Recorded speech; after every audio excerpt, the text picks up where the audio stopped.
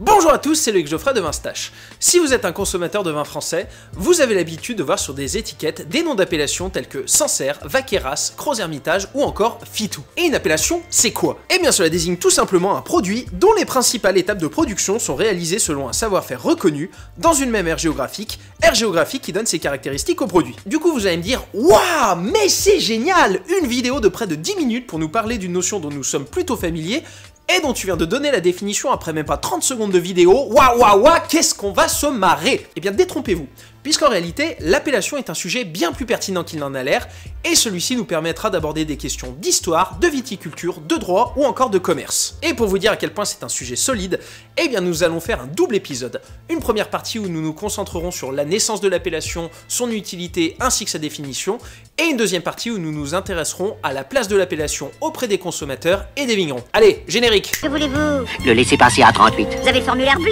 Le formulaire bleu? Non. Alors comment voulez-vous obtenir le laissez-passer à 38? Et où trouverai-je le formulaire bleu? Guichet 1. Mais j'en viens. Je vous en parlais déjà dans l'épisode 2 de Vinstache, si les Anglais ont décidé de faire une approche du vin via les cépages, nous autres Français sommes fortement attachés à l'apprentissage du vin via les appellations d'origine contrôlée, plus communément appelées les AOC. Mais du coup, d'où vient l'appellation? La naissance de l'appellation d'origine contrôlée est un sujet fascinant sur lequel je pourrais vous parler pendant près de 2 heures. Malheureusement, comme nous sommes déjà sur un double épisode, il va falloir aller droit au but. Et si l'appellation d'origine contrôlée est née en 1935, il va quand même falloir que je vous explique tout le contexte qui a amené à sa création. L'industrie du vin étant une industrie millénaire, vous en doutez, elle a connu beaucoup de hauts et de bas. Entre 1845 et 1900, le vignoble français va connaître une série de crises viticoles sans précédent. Les causes? Une vague de maladies et de nuisibles de la vigne, parmi lesquelles on retrouvera un champignon au doux nom d'Oïdium, mais je pourrais aussi vous parler du mildiou, du black rot, ou encore d'un puceron au chouette nom de Phylloxera, dont on reparlera, qui sera une véritable saloperie pour les vignobles français. Pour vous donner une idée de tous ces ravages, un vignoble comme celui des Charentes va ainsi passer de 265 000 hectares à seulement 60 000. Du coup, pour compenser les pertes, eh bien pendant cette période, la fraude va se développer massivement. Et c'est ainsi que l'on va se retrouver avec tout un tas de composés étrangers et toxiques dans nos vins, parmi lesquels je pourrais vous citer eh bien, le plomb, le cuivre, l'acide sulfurique ou encore l'arsenic, une sorte d'industrie de la clope avant l'heure. Une fois les problèmes de maladies et de nuisibles apaisés, le vignoble français, alors en pleine renaissance, va se retrouver devant une nouvelle crise viticole. Cette fois-ci, ce sera une crise de surproduction commerciale, due notamment à la concurrence des vins frauduleux envers les vins non contrefaits. Et cette situation de surproduction va entraîner de nombreuses révoltes, notamment dans le sud de la France et plus particulièrement dans la ville de Béziers, où il faudra même l'intervention de l'armée pour calmer les esprits. Et pour compléter tout ce joyeux bordel, les importations de vins venus du Maghreb colonial, mais aussi d'Espagne et d'Italie, viennent chahuter le vin français. Ah oui, et est-ce qu'il m'est utile de vous préciser qu'une petite guerre mondiale de 4 ans est aussi passée par là? Bref, au milieu de tout ce marasme, il est grand temps de protéger les intérêts du vin français. Oui, parce que si aujourd'hui l'industrie du vin française a été abandonnée par les pouvoirs publics, il faut savoir que fut une époque, eh bien, c'était une cause nationale. Bref, je vous passe les différentes lois et décrets préalables qui amèneront finalement via le décret-loi du 30 juillet 1935 et sous l'impulsion du sénateur Joseph Capu ainsi que celle du baron Pierre Leroy de Boisseau-Marié à la création du Comité national des appellations d'origine ainsi que de la fameuse appellation d'origine contrôlée. Enfin, 12 ans plus tard, en 1947, après avoir survécu aux affres de la Seconde Guerre mondiale, du régime de Vichy et de l'occupation, le comité devient l'Institut national des appellations d'origine, l'INAO, devenu aujourd'hui l'Institut national de l'origine et de la qualité. Et pourquoi tu nous parles de l'INAO? Tout simplement parce que l'INAO est l'organisme français qui assure la reconnaissance et la protection des labels des produits agricoles, agroalimentaires ou encore forestiers. Donc bien évidemment, l'INAO s'occupe des appellations d'origine contrôlées pour le vin, mais aussi de l'agriculture biologique, des labels rouges ou encore des appellations de fromage. Et non, malheureusement, je ne vous lancerai pas un programme appelé Fromstache. Bien que j'adore le Morbier. Et aussi Saint-Nectaire. Et le Valençay, le Cantal, le Chabichon. Et quels sont les labels vins aujourd'hui, ou plutôt les signes officiels d'identification de la qualité et de l'origine gérés par l'INAO et pour faire un écran surchargé? Alors, pour ce qui est des signes officiels d'identification de la qualité et de l'origine, il est de bon ton de déchiffrer ce que vous pouvez retrouver sur vos étiquettes. Il faut savoir qu'avec l'Union Européenne, les lois ont évolué et nous sommes allés vers une uniformisation des signes officiels que nous pourrons retrouver sur nos bouteilles. Je vais donc vous présenter les signes officiels pré-accord Union Européenne, donc ceux d'avant 2008-2009, pour vous présenter ensuite leur évolution et leur dénomination en 2017. On va faire simple quoi. Nous avions donc avant les vins d'appellation d'origine contrôlée, ainsi que les appellations d'origine vin délimitées de qualité supérieure, plus couramment appelées VDQS, qui étaient considérés à l'échelle européenne comme des VQPRD et dont je ne vous parlerai pas ou sinon on va y passer la nuit. Et à l'échelle française, quelle était la différence entre l'AOC et l'AO-VDQS ? Eh bien, de la poésie administrative latine. En gros, les VDQS étaient considérés comme des vins de qualité, mais de notoriété moindre que les vins d'AOC. Et dans les VDQS, on pouvait retrouver des noms assez réputés tels que Cheverny ou encore les fiefs vendéens. Et les signes officiels AOC et AO-VDQS sont aujourd'hui regroupés sous le label européen AOP. Même si, en France, nous continuons de les appeler AOC car l'appellation d'origine contrôlée désigne les produits répondant aux critères de l'AOP européenne et protège cette dénomination sur le territoire français. Bref, retenez que l'AOC et l'AOP c'est grosso merdo la même chose, sauf que nous continuons d'utiliser le signe officiel d'identification de la qualité et de l'origine AOC dû au poids de la tradition commerciale. Pour ce qui est des vins anciennement appelés vins de table avec indication géographique, plus communément appelés en France les vins de pays, et le vin de pays d'Oc en est l'une des plus parfaites illustrations, eh bien les 150 vins de pays ont été regroupés pour donner 75 IGP, indication géographique protégée. D'ailleurs aujourd'hui en 2017, si vous regardez bien l'étiquette d'un vin de pays d'Oc, eh bien vous pourrez y retrouver la mention indication géographique protégée. Pour ceux que l'on appelait avant les vins de table, sans indication géographique, ils sont devenus les vins sans indication géographique qui,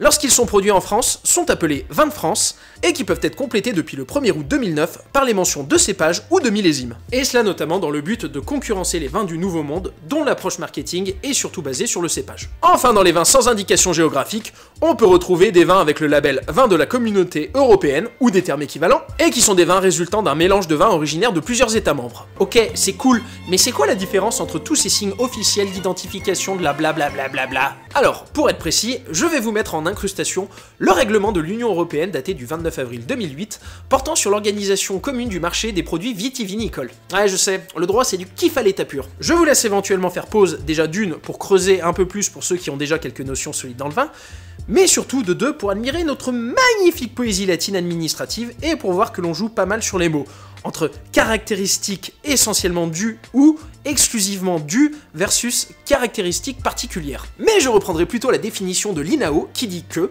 c'est la notion de terroir qui fonde le concept des appellations d'origine. Un terroir est une zone géographique particulière où une production tire son originalité directement des spécificités de son aire de production. Espace délimité dans lequel une communauté humaine construit au cours de son histoire un savoir-faire collectif de production. Le terroir est fondé sur un système d'interaction entre un milieu physique et biologique et un ensemble de facteurs humains. Là se trouve l'originalité et la typicité du produit. Quant à l'IGP, elle est liée à un savoir-faire, elle ne se crée pas, elle consacre une production existante et lui confère dès lors une protection à l'échelle nationale mais aussi internationale. L'IGP peut être basée sur la réputation du produit qui s'entend au sens d'une forte reconnaissance par le public à un instant donné et qui doit être associée à un savoir-faire ou une qualité déterminée attribuable à l'origine géographique. En clair, une AOP-AOC c'est un espace géographique délimité, plus une communauté humaine, plus un savoir-faire historique, plus un système d'interaction entre un milieu physique et biologique. Grosso modo, sol, climat, vigne. Là où l'IGP est un espace géographique plus large, plus une réputation du produit, plus un savoir-faire ou une qualité attribuable à l'origine géographique.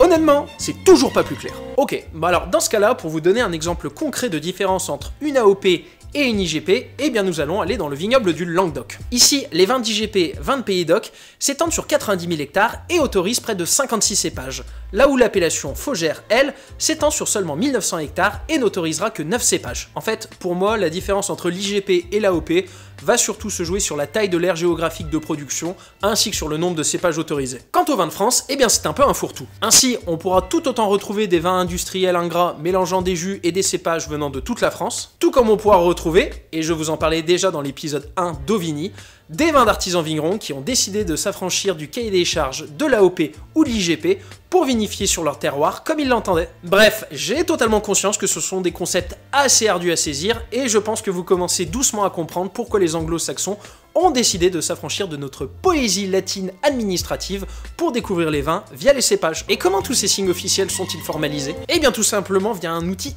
hyper sophistiqué que l'on appelle un cahier des charges. Alors, je vais surtout me focaliser sur le cahier des charges de l'appellation d'origine, mais sachez que le cahier des charges de l'IGP est au final assez proche de ceux de l'AOP. Et je trouve que c'est un outil ultra formateur et intéressant à regarder pour vous forger une culture vin, tout simplement parce que c'est une mine d'informations. Alors certes, dedans, vous trouverez des détails bien trop techniques pour les non-initiés, comme les règles et les hauteurs de palissage, ou encore la charge maximale moyenne à la parcelle, ce qui, avouons-le, vous fera une belle jambe. Mais vous retrouverez aussi des informations comme l'aire géographique de production, ou encore les cépages autorisés. Et surtout, depuis le décret du 10 novembre 2011, une partie 10, intitulée « Lien avec la zone géographique », qui vous donnera des informations sur l'histoire, le terroir et même le style des vins. Par exemple, là, j'ai pris le cahier des charges de l'appellation Pomerol, où l'on nous explique le style des vins de Pomerol, qui sont des vins au nez évoquant les fruits noirs puissants avec une large palette aromatique, évoquant les fruits noirs avec parfois des notes de violette et de truffe. C'est donc un super outil pour le débutant qui voudrait être orienté en termes d'arôme, bien qu'il n'ait pas forcément un nez hyper affûté.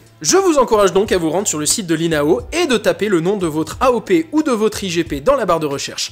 Alors certes, le site est hyper mal foutu et accéder au cahier des charges est parfois un peu un parcours du combattant, mais une fois entre les mains, c'est du bonheur, c'est régal. Bref, l'appellation d'origine contrôlée est née en 1935 des suites des crises viticoles liées aux maladies et à l'économie. Elle venait répondre à un besoin un brin protectionniste de protéger nos vins des problèmes de contrefaçon et des importations grandissantes. Aujourd'hui, 3 niveaux de signes officiels d'identification de la qualité et de l'origine sont reconnus sur le sol français par l'Europe. L'AOC, l'IGP et les vins de France. Une AOC, c'est un espace géographique délimité, un savoir-faire humain et historique appliqué à un terroir. Les cahiers des charges des appellations d'origine contrôlée, encadrés par l'INAO, sont des mines d'informations pour un dégustateur néophyte. Merci beaucoup à vous d'avoir regardé cet épisode, j'espère qu'il vous a plu. Si c'était le cas, eh bien vous commencez à connaître la chanson. Pouce bleu, commentaire, partage et surtout, eh bien, n'hésitez pas à vous abonner si ce n'est déjà fait.